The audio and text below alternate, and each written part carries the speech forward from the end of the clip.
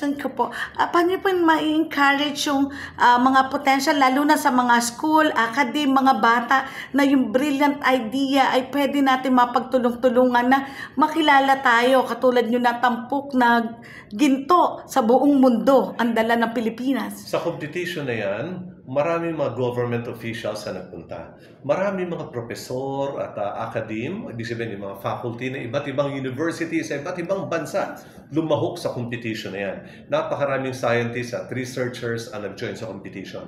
Pero marami ring estudyante ang isinama nila. Ages 15, 16, 17, 18 years old, ini-expose na nila kanilang mga estudyante sa mundo ng research at sa mundo ng siyensya. Dapat ang ating mga kabataan din ay ma-involve sa science and technology.